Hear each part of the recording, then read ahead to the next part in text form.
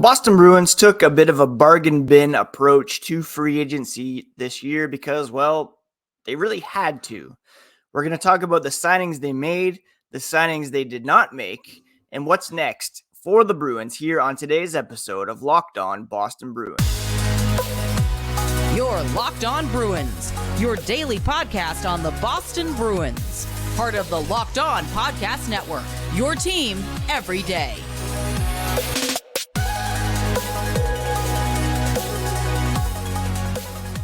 What is up, Bruins fans, and welcome back to the Locked On Boston Bruins podcast. I'm your host, Ian McLaren, and this is a daily show where we discuss all things Spoked B. Thank you so much for making Locked On Bruins part of your day every day. Fantastic deal. It is free and available wherever you get podcasts and on YouTube. We're part of the Locked On Podcast Network, your team every single day. And today we are breaking down what the Bruins did and did not do to begin free agency here in the summer of 2023. Before we get into that, a quick reminder that you can find the podcast on Twitter and Instagram. That's when Twitter is working, that is, at Locked NHL Bruins. And you can find me, my dad jokes, and hockey tweets at Ian C. McLaren.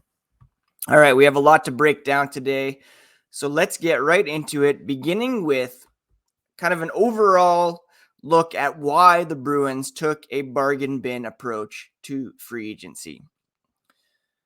We all know they cleared some space by trading Taylor Hall. They bought out Mike Riley on Friday after the second day of the NHL draft, which we recapped on Friday's show. And despite all that, they still had to take this low cost, kind of low risk, mid reward approach in free agency. Look, they went all the way in and then some to win the Stanley Cup in 2023. And they're paying the price for it without the goodwill that would have come with winning the cup. Everybody thought trading Taylor Hall would free up space to re-sign Tyler Bertuzzi. But really, they needed that $6 million just to fill out the roster. They had like 9-10 open roster spots with $11-12 million in cap space prior to the Riley buyout. There wasn't just not enough money to fill out a roster. So you dump Hall's $6 million and you add Milan Lucic, James Van Riemsdyk, Kevin Shattenkirk, Connor Geekie for $5 million. Look, Taylor Hall wasn't dumped to sign Tyler Bertuzzi. Taylor Hall was dumped because the Bruins couldn't afford players like Tyler Bertuzzi and Taylor Hall. Tyler Bertuzzi was always a bit of a luxury, right? The Bruins went above and beyond the cap ceiling to bring him in, using LTIR when Hall, Nick Foligno, Derek Forbort were hurt later in the season. Bertuzzi was looking for term, and he didn't get it. He settled for a 1-year bet-on-yourself deal with the Toronto Maple Leafs, which is extremely unfortunate, disconcerting, unsettling, upsetting, and blaming Don Sweeney is a way to go there. Perhaps the Bruins could have done more to make it work with Bertuzzi. Maybe you move a Matt Grzelcyk or Derek Forbort or both to make it work. But the choice is ultimately the players in unrestricted free agency, right? Maybe Bertuzzi just wanted to play closer to family. Quick drive up north to where he grew up. He played junior in my town, which is just about an hour west of Toronto. The choice is ultimately up to the players. But it really felt like the Bruins had a plan here. They wanted to keep both goaltenders, which it looks like they're committed to doing. Prioritizing a defense that led the league in goals allowed per game last season. Going for low-cost forwards and of course, keeping the door open for Patrice Bergeron. And they weren't going to move heaven and earth for a guy who seemed to want term and cash. Again, it sucks to see Bertuzzi sign in Toronto, but don't discount his choice in the matter. And he didn't get the term that he wanted, but the Bruins weren't going to sit around and wait for him to make a decision and be left out in the cold with nothing. You can argue the merits of the guys that they brought in versus a Bertuzzi, but it has a trickle-down effect as well. You still have to fill out the rest of the roster. He was a luxury. The LTIR grab to optimize their chances this year. The cap space just isn't there, especially if you're prioritizing keeping the goalie hug going. In my mind, the Bruins clearly won't be as potent offensively, but they'll still be strong defensively. Don't forget a full season of Charlie McAvoy and a fully healthy Brad Marchand to begin the season. They're keeping the best goalie tandem together, and they will have much more flexibility to add up front next summer when the cap is expected to go up, and they already have a ton of room, and there'll be more prominent forwards available. Don Sweeney went all in and then some in 2023. They're going to keep paying the price for another year or so at least, with the cap repercussions, with that draft pick going to Detroit, top 10 protected. But I'm not too mad about what he's done to maintain some balance. It hurts to lose Bertuzzi. It hurts to see Dmitry Orlov sign a deal in Carolina, Garnet Hathaway going to Philadelphia, but mostly because they didn't win in black and gold. To put it in perspective, Bertuzzi's one-year deal is worth about $1 million more than the bonus overages the Bruins are absorbing for Patrice Bergeron and David Krejci.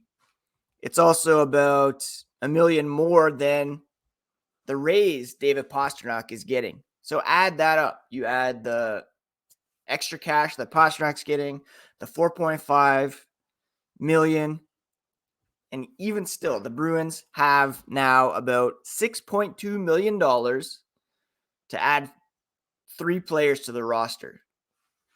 Jeremy Swayman, Trent Frederic, and ideally Patrice Bergeron. That's going to be incredibly tight, even with only that $6.2 million. And we'll talk about what's next later on in the podcast. After the break, we're going to discuss the guys they did sign in free agency. But first, a quick word about today's sponsor, our friends over at FanDuel. Now, FanDuel is America's #1 sportsbook. They're the official sportsbook of Locked On, and right now you can take your first swing at betting on Major League Baseball with FanDuel and get 10 times your first bet amount in bonus bets, up to $200. So if you bet $20, you'll land $200 in bonus bets if you win or lose. That's $200 you can spend betting everything from money line to over/under to who you think's going to win the first home run or hit the first home run, all on an app that's safe, secure, and super easy to use. And when you win, you get paid instantly. Sign up today. Visit FanDuel.com/lockedon to get up to $200 in bonus bets. That's FanDuel.com/lockedon. No better place to bet on Major League Baseball than FanDuel, America's #1 sportsbook. And thank you so much once again for making Locked On Boston Bruins part of your day every single day. Tomorrow, continued coverage of the Boston Bruins offseason. We'll catch you up on whether they make any further moves here today, get you the latest from the first day of development camp, which begins here on Monday. Maybe look at some players to watch in that camp as well. But let's continue now with looking at the guys the Boston Bruins did sign in free agency, starting with, of course, the return of Milan Lucic. 1 year, $1 million AAV plus $500,000 in available performance bonuses. He had 19 points, 7 goals, 12 assists in 77 games for the Calgary Flames last season. Drafted 50th overall by the Bruins back in 2006. And you can't help but be moved by how happy Lucic is to be back in black and gold. He was traded to the Kings in June of 2015. Spent one season there, 3 seasons at Edmonton, last 4 in Calgary. And he said it feels like he's coming home, coming back for the right reasons, coming back to help the team continue to progress and chase another cup. He's confident in his abilities to be able to do that. He even went out and bought his own Bruins hat. He was so happy to be back with the team. He sent Don Sweeney a picture of himself at 12:01 that he actually went to the mall and bought himself. Don Sweeney said he felt like bringing Luch back to Boston was the right thing to do for all the reasons. He feels like he has a lot of juice left. He did just help Canada win a World Championship gold. He can provide a real jolt of enthusiasm, bite to the lineup, a little bit of space if someone's breathing down Pasternak's neck. In a perfect world, he never would have left, but those decisions were made, and now they bring him back home, and they're very happy about it. Let's not pretend that he is going to be a major contributor offensively. He did have 10 goals, 21 points in 2021-22. If they can get 10 goals out of him, maybe 15 assists, he's going to bring a lot of excitement to the table as well. And I, for one, am pretty excited to see Milan Lucic back in black and gold. It's creating some buzz. Him in that Centennial jersey, it's gonna be a joy to see. Now, before Lucic was announced, the Bruins signed James Van Riemsdyk to a 1-year, $1 million AAV. I had even forgotten that he was available and was pretty pleased when they made that signing. Spent last several seasons with the Philadelphia Flyers, 12 goals, 17 assists, 61 games for Philadelphia last season. His production has taken a hit over the past couple of years. His career highs in points and goals were set several years ago as a member of the Toronto Maple Leafs. Don't discount the fact that he played under John Tortorella last year and he didn't quite mesh in that system. Hopefully he's freed up a bit to do his thing under Jim Montgomery. Get to the front of the net. Get to those dirty areas. Bang the puck in. And he said he was ultimately looking for 2 things. A team where he thought he'd have a good chance to contend, and a spot where he thought he could be a good fit with how he plays and what they need. The Bruins were a team that was high on his list because of those reasons. And he said he even received messages from Trent Frederic and Milan Lucic welcoming him to the team. Van Riemsdyk was a 2nd overall pick back in, 2000 and when was it? Anyways, he was a 2nd overall pick back in the day, and he has had a very impressive career playing with Philadelphia, Toronto. 2007 is when he was picked. Started in Philadelphia, went to Toronto, went back to Philadelphia, and now lands with the Boston Bruins. He said the Bruins, ever since he's been in the league, they've been a contender and standard, a culture that you want to be a part of.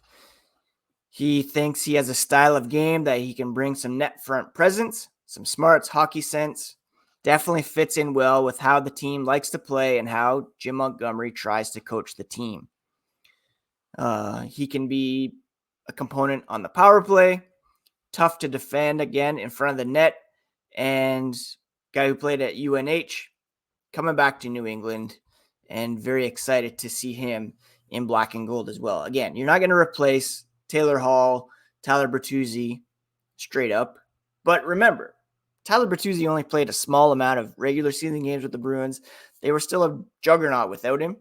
Taylor Hall was being paid $6 million for a 3rd line role. these contracts are more in line with where these guys are going to play.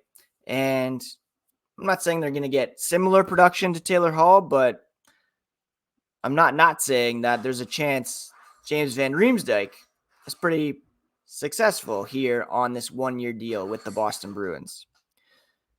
Now, on the back end, the Bruins lost, of course, Dmitry Orlov. He went to Carolina. Connor Clifton, the third pair right-hand shot, went to the Buffalo Sabres, a 3-year, $3 million per contract there with the Sabres. To fill that hole, the Bruins brought in Kevin Shattenkirk, 1 year, $1.05 million AAV. 34 years old, last year played for the Ducks, 4 goals, 23 assists, 891 NHL games, 460 points, All-Star back in 2015, and he's no stranger to Boston either. He played 3 years at Boston University, national championship in 2009, where he assisted on the overtime goal in the title game. He acknowledged, the Bruins had a special year last year, and it looked like a lot of fun playing hockey in Boston. He wanted to be a part of it. And same with Van Riemsdyk, Shattenkirk. They want a Stanley Cup. Shattenkirk won one with Tampa in a little bit of the same role, and hopefully he's stepping into that here. The other prominent signing was Morgan Geekie. He's a younger guy, 24 years old, 2 years, $2 million AAV. Played his first 2 seasons with the Hurricanes. Spent the last 2 seasons with the Seattle Kraken. He went in there in the expansion draft as announced by friend of the pod, Chanel Keenan. He set career highs in goals, assists, and points.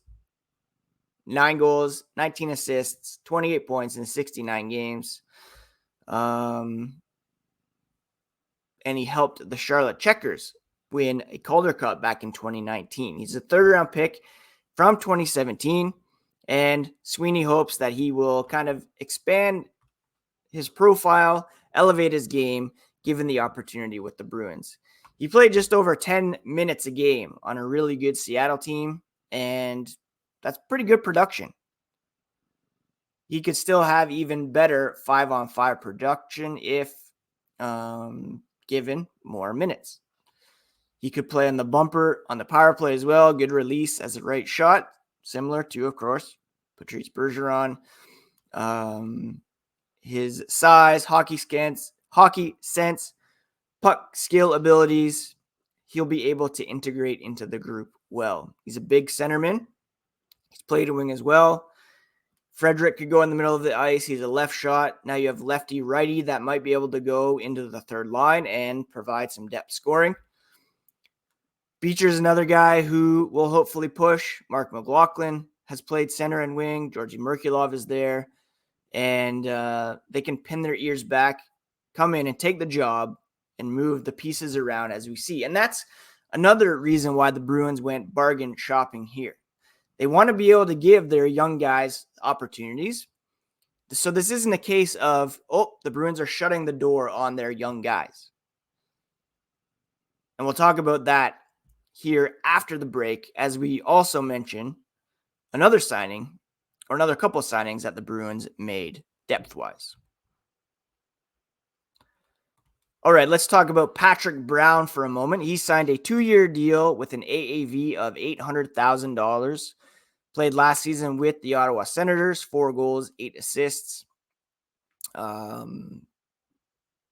He is also familiar to Boston hockey. He spent 4 seasons at Boston College, helped the Eagles win to the national championship in 2012.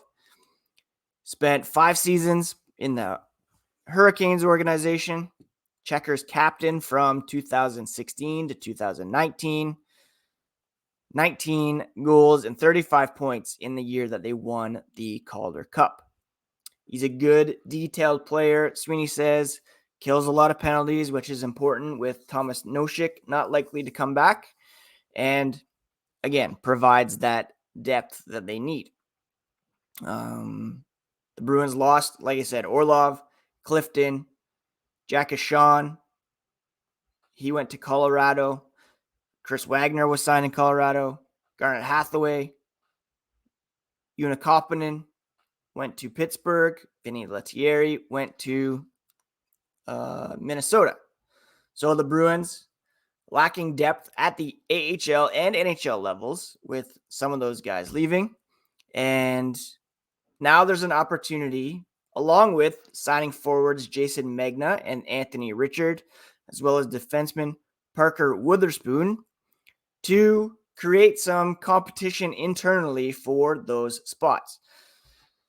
Listen, none of these guys are really guaranteed their spot on their roster because of the nature of their deals, very low cap hits. They are variable in the AHL. So if McLaughlin, Beecher, Merkulov, maybe even Fabian Lysell knock the Bruins' socks off in training camp, then there's opportunities for those guys to make the roster. Jacob Lauko, Oscar Steen among them. Luke Toporowski also signed a 2-year entry-level deal with the Bruins. Looks like he'll probably start again in the AHL, but he's a guy who could come up. Now, when it comes to Patrice Bergeron and David Krejci, Sweeney said they still have to hear a final word from both guys. They're keeping an eye and an ear out for that and cross their fingers that maybe that falls our way.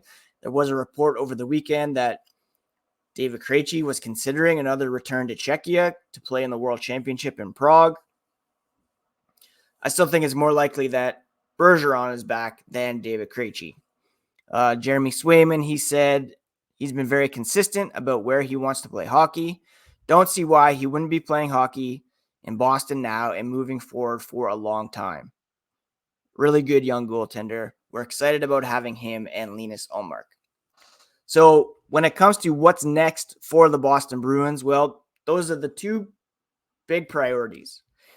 Re-signing Trent Frederic, re-signing Jeremy Swayman, and hopefully adding at least one of Patrice Bergeron and David Krejci. Likely it will be Patrice Bergeron.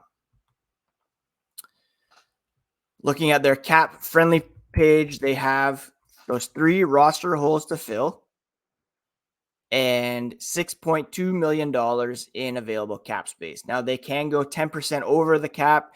They don't have to be compliant until day before the regular season. And really, they really do need some help down the middle. I'm not super comfortable going into next season with Coyle and Zacha as their number 1 and 2 centers. If you can get Bergeron back, the situation looks a lot better. And again, he's taking his time because of welcoming a new child into the world. Don Sweeney also said, and I think this is really important, that you don't ever feel comfortable with where you sit in July. You don't fully build your team out. You have a lot of ifs, ands, or buts. But with the congestion of the marketplace as it relates to the cap and where we were, I think we did a lot of the things that we set out to do in addressing the depth overall of our club, end quote. So again, the roster is not set in stone by any means. You're not really comfortable with where you sit in July. Remember a few years ago, Boychuk, Seidenberg, the Islanders added Boychuk and Leddy in September. Like, deals can happen. Buyouts, there's another window later on. But they had to go out there and get some depth players at bargain rates simply to fill out the roster. There's still plenty of opportunities for younger kids to come in and take their place if they earn it. But they've complemented the group with players they felt they needed to fill some holes and address some needs. The goal is to remain a competitive group next season, despite the high level of turnover, and with a view next year to being able to be more aggressive.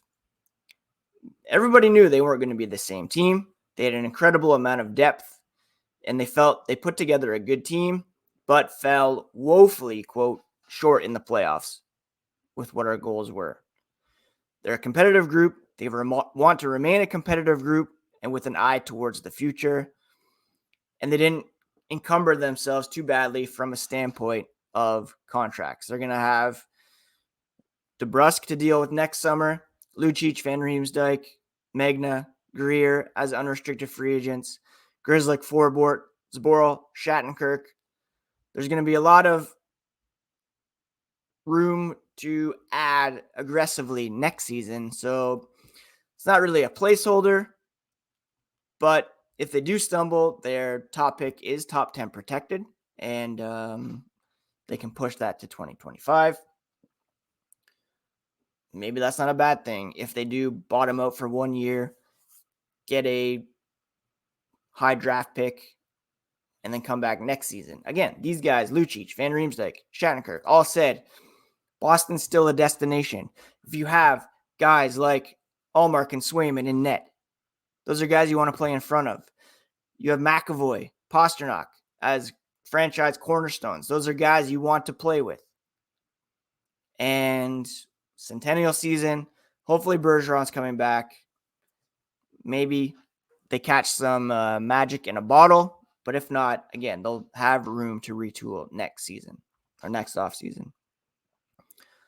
So that's the lay of the land as it stands here on Monday morning. I'll bring you the latest in terms of any signings or trades that happen. Check the YouTube page for breaking news videos. And be sure to subscribe so that you don't miss a thing here on Locked On Boston Bruins, part of the Locked On Podcast Network, your favorite team every single day. Take care, friends. Take care of yourselves.